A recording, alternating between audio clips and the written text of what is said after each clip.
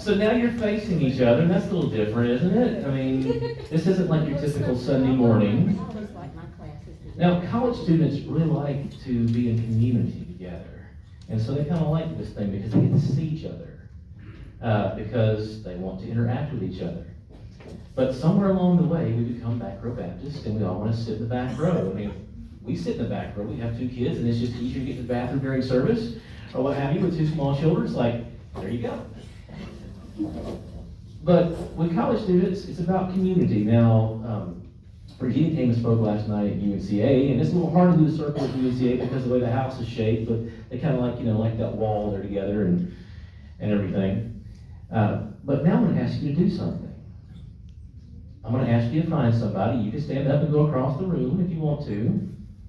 But tonight we're talking about college ministry. And I know that everyone has a different path in life. I went to college for 4 years, 91 to 95. I was the first person in my family to do that.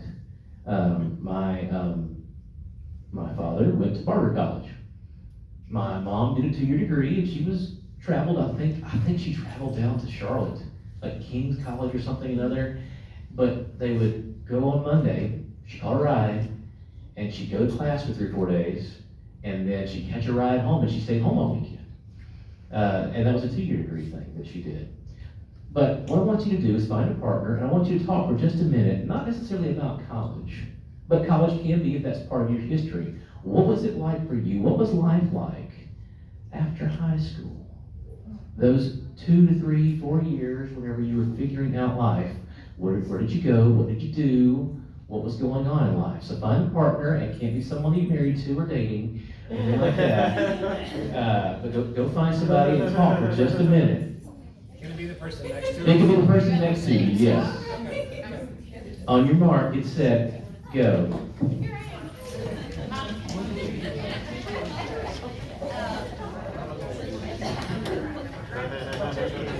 All right, I'd like to hear from you.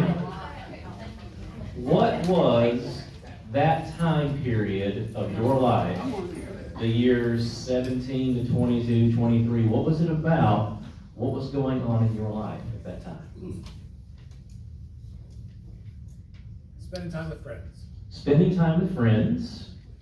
Going to college. Going to college, okay. Nursing school. Nursing school, and so what was that like for you? I loved it. Okay. I miss my folks, but we would get to go home every month or so. Okay. It was fun. I still occasionally see somebody that I know. Okay. And it was very good. Good. It was a good Christian school too, by the way, I might add. We had, Astor was one of our class teachers, and then we had others that we had times to go. We didn't have to go, but we had church at school. Okay. As well as going to church on the weekend. All right. Anybody else? What was that time frame of life like? New friends, and I found it kind of amazing. I made just 2 or 3 friends that I am still communicating with today. Maybe not close, but more than any other time in my life. That first year in the dorm kind of thing, you met some people that I still know today. I mean, there's others that I can't remember their names, but there's some that I'm still communicate with from time to time. That was kind Okay. And one more thing, can I quickly say, I met him at college. That can happen at college. It does. It happens at that stage of life, whether it's college or not. Anybody else? What was that 18 to 20? Well, sort of like Brad, just a little bit, college and meeting new people. My roommate is from Greece. And we could have come from 2 different backgrounds. I mean, totally different. But almost immediately we bonded and became some good friends. And so learning about other people who aren't necessarily just like me, and becoming friends and having respect and just learning from other people. True. I saw another hand somewhere. Most of the folks in this room don't remember the day when the guys were either drafted or they joined the military. I know Joe was at that time. So, I spent 3 years in the Army at that age. Had y'all met by that time? Oh, yeah. Okay. Met and married? No, No, okay.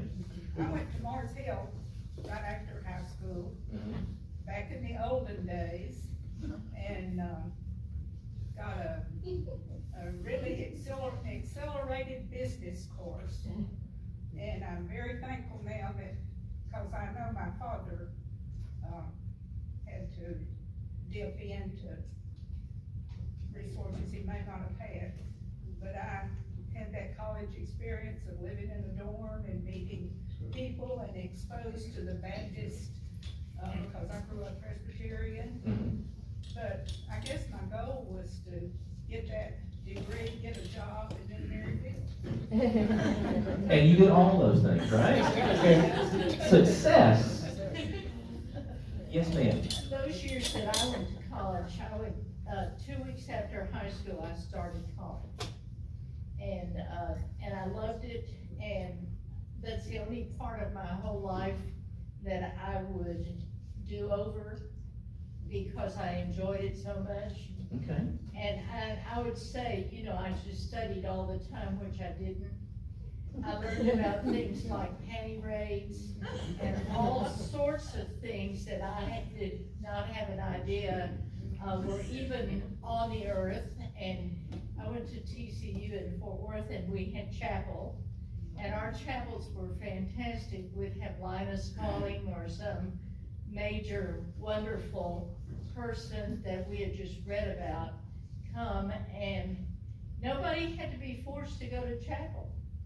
You wanted to hurry and go because there weren't enough seats for the whole student body, and it was always packed. Okay, And I just love that. that's great. Yes, sir. I went to UNC Chapel Hill. I loved it, and like her, that's 4 years in my past I'd like to relive. I'm the only 4, maybe. And that, go ahead.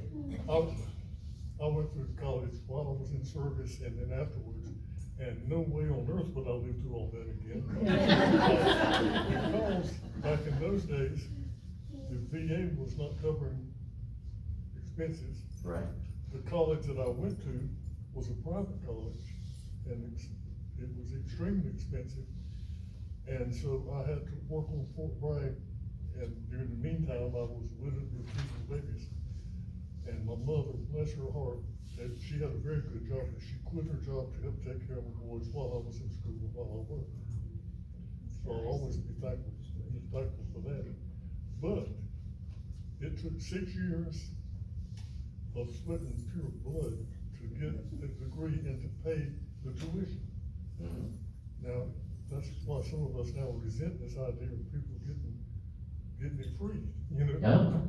But anyway, I'd never go through it again, and like I just told him, that in the military, I went through the Military Police Academy, and I was a graduate of one of the 5 outstanding trainees out of 250 men, so I did all right. Okay. But that set the pace for later when I came out of the military. I went to the Federal Police Department and fell right in line with what I was doing. In fact, I was pulling you with the same people I pulled you with before. Right. It's just more different uniforms. Okay. So, yeah, I wouldn't go, no way would I go through that again. And that is probably the statement you would get. There are those who would say, I would give anything to go back and live those days again. And there are those who say, that was just too much, I don't know if I could handle that again. And that time in life is a big transitional time in life. Now, most of you would probably say before you went off to college or before you went off to work, that home was home. Your school friends were your school friends, your church was your church friends, and that was your worldview. And I think Wayne put it eloquently that, you had a roommate from somewhere else, and it broadened your worldview. And so that is one of the beautiful things about college. That's one of the beautiful things about college ministries when you get students together. They are from different places. I was one of the few people in my little high school, little Christian school, that went off to the state school thing, and that for me was because I wanted to be a park ranger. And that's what I wanted to do in my life, with a Smokey the Bear hat and a little green pants and a khaki shirt and a little badge, and my name on it, and say, only you, Stuart, can permit forest fires. Wow. But that was not God's calling upon my life after I graduated. Kristen and I were engaged. When I asked her to marry me and she said yes, she thought she was marrying a park ranger. By the time it came around to our wedding, I felt God's call to ministry and to college ministry. And with her dad being a pastor, there was like, oh no, like he didn't look out for my daughter, is what he was thinking. But Kristen and I would both say that college were great years in our life. Wow. Because of the friends that we made through college ministry and the things that we did together. College ministry taught me, as a 18-year-old, that I could do missions. And I know our church teaches that, but the church I grew up in didn't teach me that. Missions was postcards on the wall of people you supported in other countries, but it wasn't something that I could personally participate in. And so my first spring break mission trip was in the spring of 1992. And I'm about to go on my 30th one with Kristen and the boys this Friday. Because except for COVID, we've pretty much done that since college.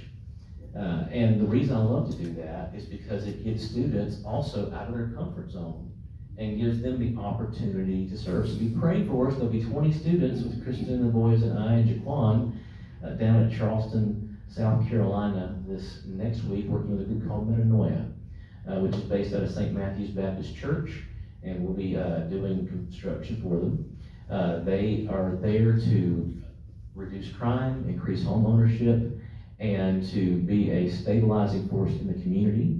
And they're based out of St. Matthew's Baptist Church, and the director there was a BSU alum the same time Kristen and I were in school together, and he was the president of the BSU at NC State back in 1994, 95. And so we've had a good partnership with them. We love working with them for what they do. If you've ever seen stories of terrible things that have happened in North Charleston, and you've seen press conferences and stuff like that, Bill is usually back there standing out of the police or the community because he's a liaison between them to build good relationships there and to ease tensions that can happen sometimes. So that's what we're doing next week. But for y'all, I asked you to talk about that time in life, and I noticed something. You weren't quiet. You had something to say about it, didn't you? Because it's kind of like reminiscing. At that time in life for Kristen and I, some of our best friends were made. My college roommate and I still get together and fish whenever we can because we just like hanging out together and we just enjoy each other's company. And we were both part of the same campus ministry group. So anyway, after feeling called to campus ministry, the odyssey that led me to that started 21 years ago, whenever we were still living down in Shelby. And Kristen and I were, it's hard to believe that was 21 years ago, living there near the Gardner-Webb University, active in a church there, and just waiting for God to open the door. And as I tell people, I applied for the job in June of 2002 and was promptly hired in July of 2004. Do the math. It was a long wait. And it was a long wait. One of those waits where it's like, is this really how it's going to be? But it finally happened. And it's been an odyssey these past 20 years of doing college ministry. From 2004 until 2013, I was employed by the Baptist State Convention in North Carolina at UNC Asheville, and that was our campus. And Kristen and I would do that together. The boys didn't even exist at that point in life, and the first 3 years we commuted from Shelby and slept on the floor on a air mattress.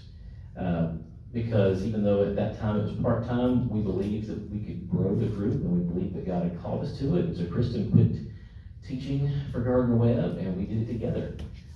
Traveled up here, stayed for 3 or 4 days, looking for the day that the job would become full-time and we could move up to the Asheville area. And that finally happened in 2007. But when things shut down in 2013, there became I wouldn't call it a crisis of faith, but a question of what to do next. Because when something shuts down and when you're told, you need to go find another job, what do you do? And so we as a family, two of us back then, well, I guess there was three of us and one on the way. Actually, it's all fuzzy. What is it God wants us to do? And we believe firmly that God has still called us to keep doing what we were doing. And we weren't sure how to do that. We weren't sure how to make ends meet or how to pay the bills, but we were firmly decided that God had not called us to stop just because the system that we had been brought up in told us to stop. And so while all my peers quit and went on to other places, found other jobs and churches, Kristen and I stuck it out, and through the help of the Cooperative Baptist Fellowship of North Carolina and in churches like ours, we kept things going. We started a nonprofit there in April of 2013 because that's when they told us the announcement and that things would be done in December of 2013, and by January we had the nonprofit up and running. And that was a blessing to us. Our former pastor, Jim, still serves as our director, board of directors, chair, president, and there are other ministers within the community that are a part of that, and folks that are on staff at UNCA as well. With that, though, how do you make it feasible, affordable, and do more stuff? And so rather than just doing UNC Asheville, now we also do Mars Hill and Western Carolina. And as I tell people, it's kind of like base jumping. You just jump from one place to the next, and then you catch your breath, decompress for just a little bit, and then you jump again. And that's a little different than what it used to be, because in the old model, it felt like we had more time to invest in that one campus community. But we are thankful to be able to do what we're doing, and we really love the other campuses that we're a part of now. Now, what I didn't tell you about my calling was that whenever I felt called to campus ministry, it was Baptist campus ministry, because that's all I knew. And it was also to the mountains of North Carolina, which meant there were only 4 schools that I would have said, yes, God, that's where you want me to go. And that was UNC Asheville, Western Carolina University, Mars Hill University, and Appalachian State. And we have a presence on 3 of those and have participation in the 4th. And so for us, that is a blessing and a sign that God really truly was calling us to do what we have done. And we are thankful for the journey. And you talked about things you wouldn't do again. I don't know if I've gone through all that again to get to where we are, but I'm thankful that we're there doing what we're doing. And the thing about college students that we love is just like you talked about, there's the community to build. We have students who come to our group who are Presbyterian, Methodist, Catholic, Lutheran. Some of them are Baptist, a few of them, and there's a lot of different types of Baptists in the world, and so they don't even know that. And I didn't know that either when I was a college student. I just walked in the door because it said Baptist Student Union, and I was like, well, hey, that's the place for me. And my worldview changed at that moment. I saw God as being bigger than I saw him before I walked through those doors. And that's what I want our students to realize, is that God is bigger than he was whenever you were a young child. Bigger than he was when you were a young teenager. C.S. Lewis puts it this way in one of his books, in the Chronicles of Narnia, when the children come back to Narnia, if you're familiar with that children's storybook, where Aslan, who is the Christ figure within the stories, the children look at him and say, you're bigger than you were last time. And he says, I'm not bigger, but you see me now more like what I truly am. And so for us, that's what our students do. They get together every week, and iron sharpens iron. We circle up. I talk sometimes we have guest speakers. We ask questions. They have fun, they laugh, they also get fed, because we do 3 meals a week. We feed 50 college students at least every week, and so for a lot of us, our time is in the kitchen, doing prep work and things like that. At Western, we have a cook team leader, and that's been very helpful. We hope to get some cook team leaders here. I keep smacking this microphone, I'm so sorry, y'all. I'm not used to having one. I'm just used to speaking. So, they live into it, and they are community. And the thing is, I love to see the light bulbs go off. This past week, within the past 2 weeks, I have had students come to me and say, I have questions. And one of the girls at Western came in, she said, I have questions. She had paper, and she had written down 10 or 15 questions that she had about faith. She'd grown up Presbyterian, and she was processing all kinds of things, Calvinism and Arminianism, and things like that we don't necessarily talk about on Sunday morning, but it's part of our faith dialogue.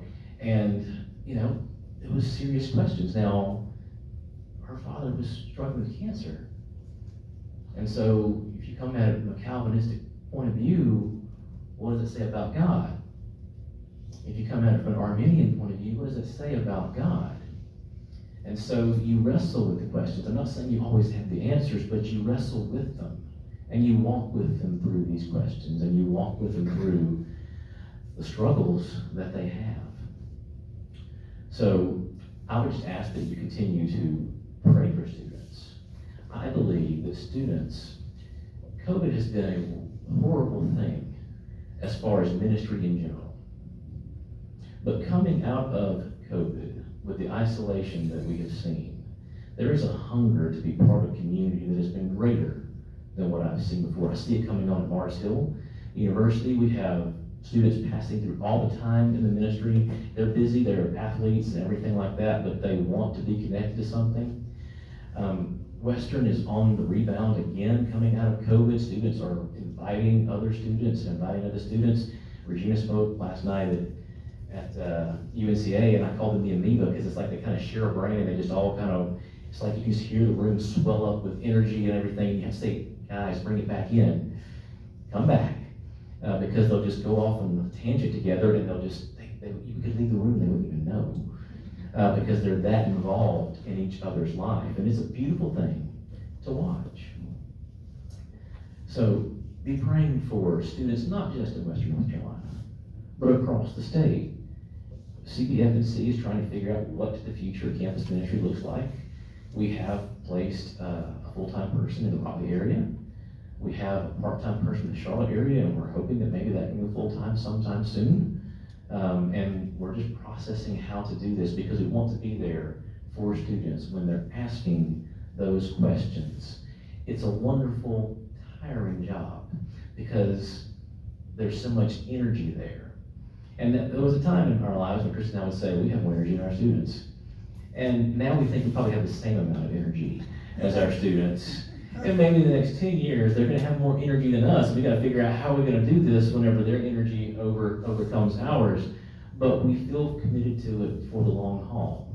Whatever the case may be, that's why we started the nonprofit. We did not know what CBF&C was going to do initially with things, and the nonprofit stands. So that no matter what happens in the future, there will always be a presence for campus ministry in Western North Carolina that reaches our students in this area, that is connected to all the Baptist agencies and entities of historical, whatever you want to call it, that want to be a part of it. If you want to be a part of it, there's a place at the table for you if you want to participate in ministering the lives of students. So pray for that. We want to see that grow. That's one of those things. It's not a, how do you fund college ministry? You know how you fund youth?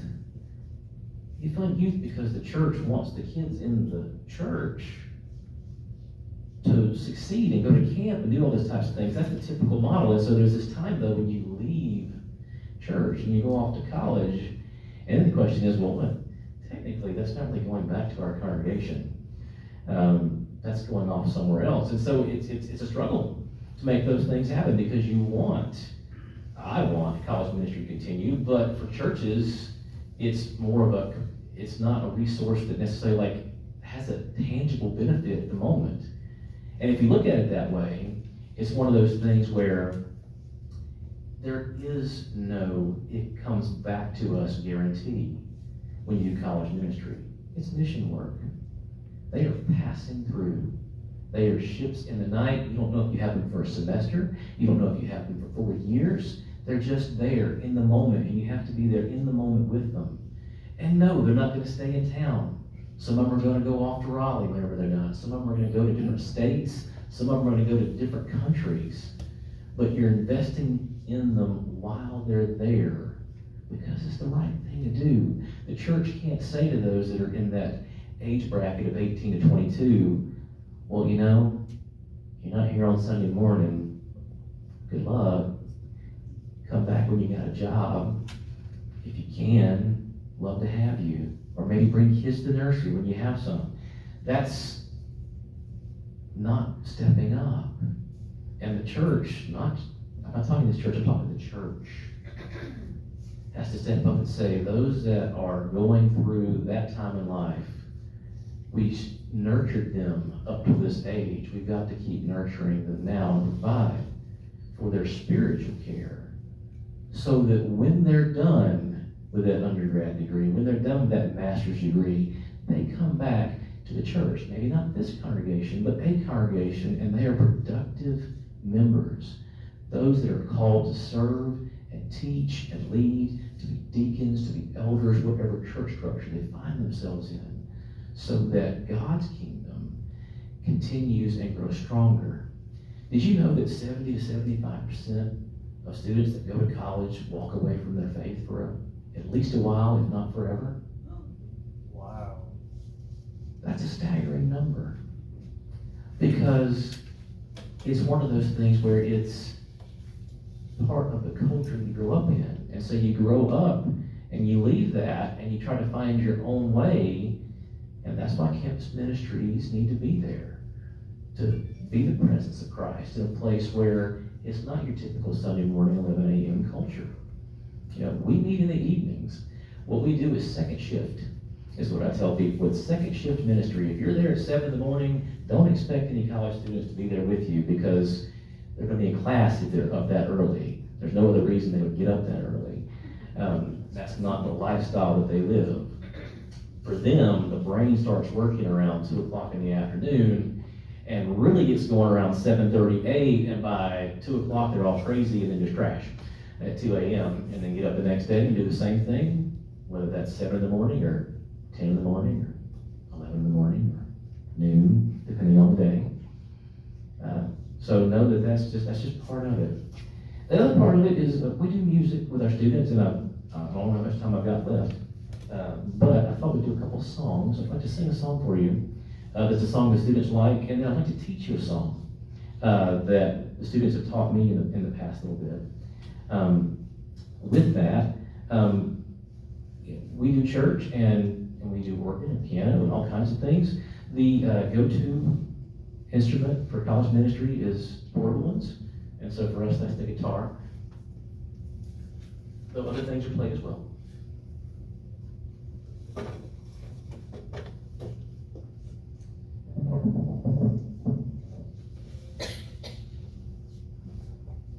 That's too tall. How's that? Yeah. All right.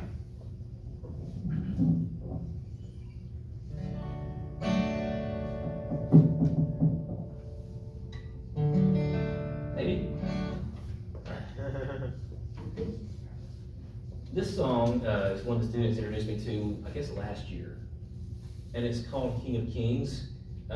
When Janice was asking for a song this past Sunday, I wanted to do it, but it's more of it's not a first Sunday of Lent song. It's more of a whole continuation of the gospel from beginning to end. But it's called King of Kings.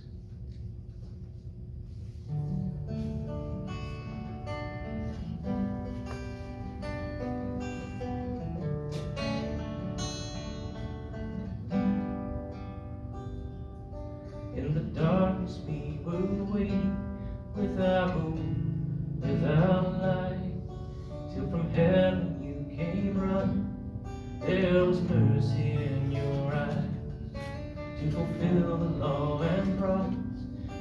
a virgin came the word, from the throne of endless glory to a cradle in the dirt. So praise the Father, praise the Son, praise the Spirit, three in one. God of glory, majesty, praise forever to the King of Kings.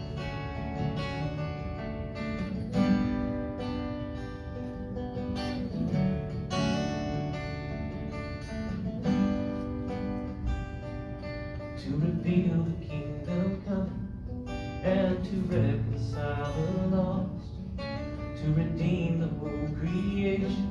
You did not despise the cross, for even in your suffering you saw to the other side, knowing this was our salvation.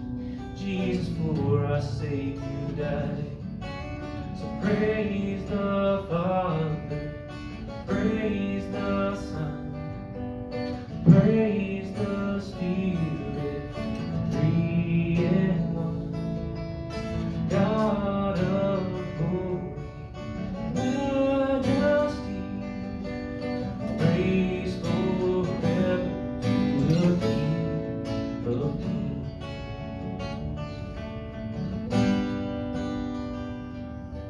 And the morning that you rose, all of heaven held his breath, till that stone was moved for good, for the Lamb had conquered death.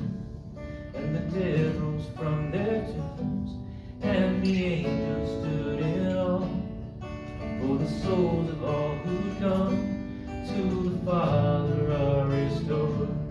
And the church of Christ was born, then the Spirit lit the flame. Now this gospel truth, the Lord shall not kneel, shall not faint. And by his blood and in his name, in his freedom I am free. For the love of Jesus Christ, who has resurrected me. To praise the Father, praise the Son, and praise the Spirit, three in one. God of glory, majesty, praise forever to the King of Kings. Yes, praise forever to the King of Kings.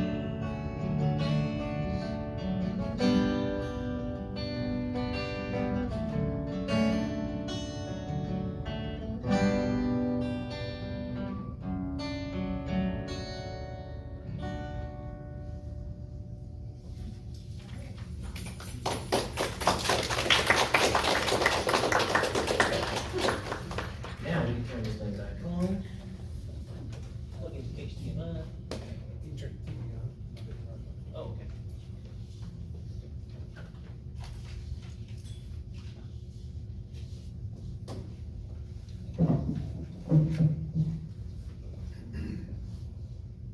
Can you see that?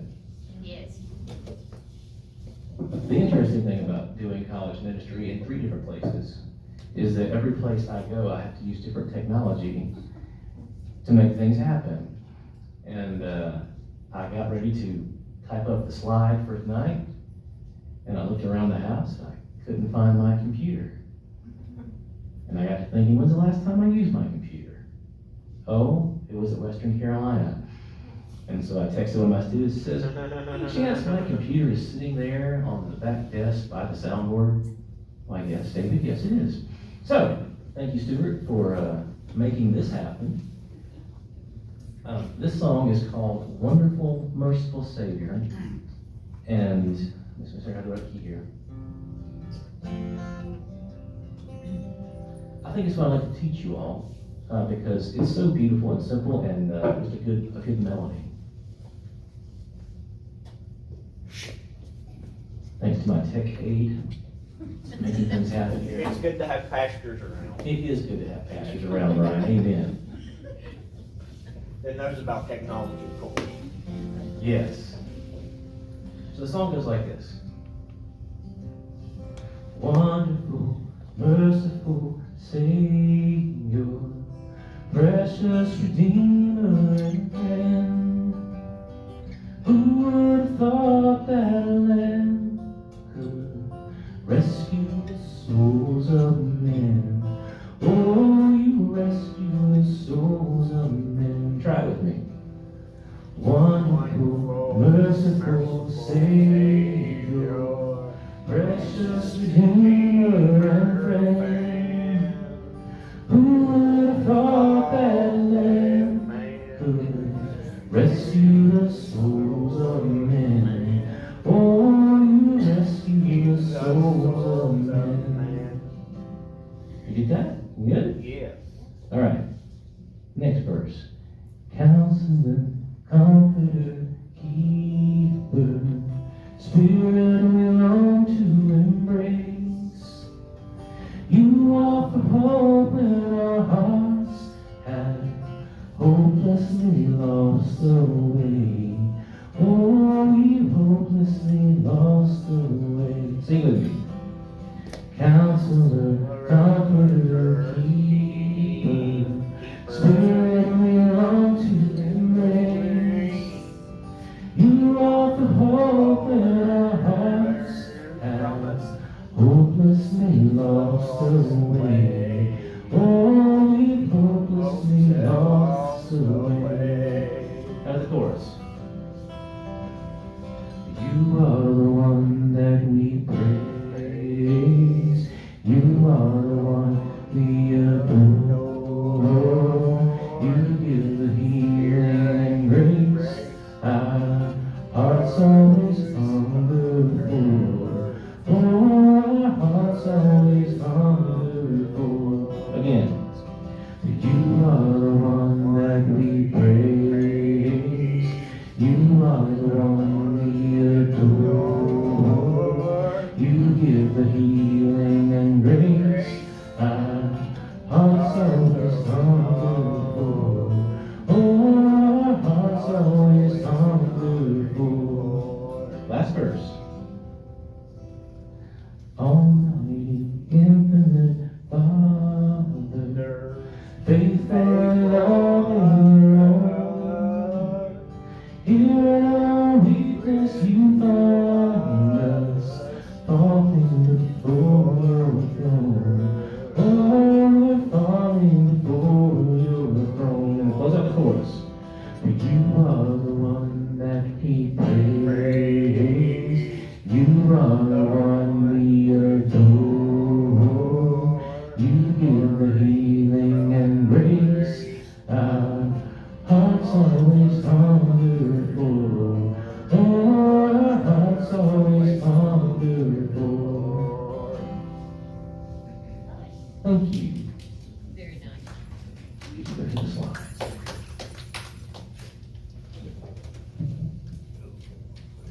So what I do now is I work with the Cooperative Baptist Fellowship in North Carolina.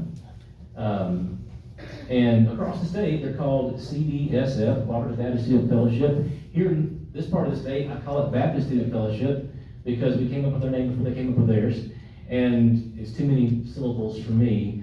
It's kind of like Mephibosheth in the Old Testament. It's just easier to have three syllables. So it's BSF here in this part of the state. We may change it one day, but I have to do a lot of paperwork. I don't want to do that right now. And so we have students all over the state that are involved in campus ministry. This is a retreat here that we had with students in our part of the state. Here on the left-hand side, we have students Wake Forest. Your students at Western Carolina on a game night, having a laugh. I'm hoping they're saying things appropriate there.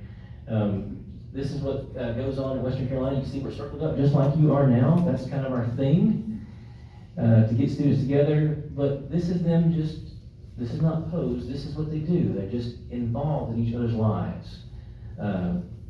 Sitting up around the fire on couches, just communicating. Going on hikes together, eating meals together. This is after worship being silly. I have lots of group photos on here. This is a mission trip. This is a few years ago, but I always love this picture because it's multiple campuses like what we're doing this coming week. Ashley's playing this guitar right here, actually, because we bring it on the mission trip. And it's just, 40 or 50 students gathered around in a big, long room, kind of like this, worshiping after a day's work of mission together. Even though there's a beach outside, and they could be out playing on the beach, we're at night and we're gathered around worshiping together. And students at UNC Asheville, here, that's the UNCA house they're in. That's exactly where Gene was at last night when she taught in that spot. Retreats together. We go to a place over here near Ridgecrest that's owned by the Baptist Children's Home that they let us use at a good rate, which is free, and we're thankful for it. We have to do a fall retreat there every fall. And so that QR code is for students to click on if they want to. This is the place we went to, we're going to missions from Illinois. That's a stairwell ramp that we built, I guess a stairway, for a house. This house used to sit on the ground, and it was condemned and not allowed to be used. And the county gave it to Metanoia, the ministry, and they jacked it up, and we built the steps for it and way down. And what they do with stuff is this house, whatever they have in it when they're done, they let somebody buy it for what they have in it, pretty much. And this caveat with that is, we want people to invest in this community. So if you're gonna buy this house, don't buy it and flip it, because you could flip it and make double your money. We want you to buy this house. I want you to live in this community for 5 years, work in this community, invest in this community. And we really think that's a great ministry model. And so that's why we like partnering with them. There's Jaquan in the middle. This is a fence system we built between two houses that they had there, so people would cut through the yard and stuff like that. A little privacy. There's not a lot of yards in North Charleston, so it gives you some sense of ownership. And this is students eating icing, just sucking it out of the tube because they're college students and they're still a little bit like children sometimes. Christmas parties, we try to keep the boys as involved with things as we can. They really go with us to Western, because for Kristen and the boys, that'd be too late at night, because I usually don't get home till midnight or 1 o'clock in the morning when we go to Western. So doing retreats together, and then being out on campus to get connected to folks. Sometimes we give out hot chocolate or lemonade. We borrowed Kathy's snow cone machine that we had at the church thing, and we gave out snow cones this year because that's really cool. So we put a lot of fences, which is kind of crazy. But they trust me with construction stuff, and we've not lost a finger yet. So that's been good. Or a toe.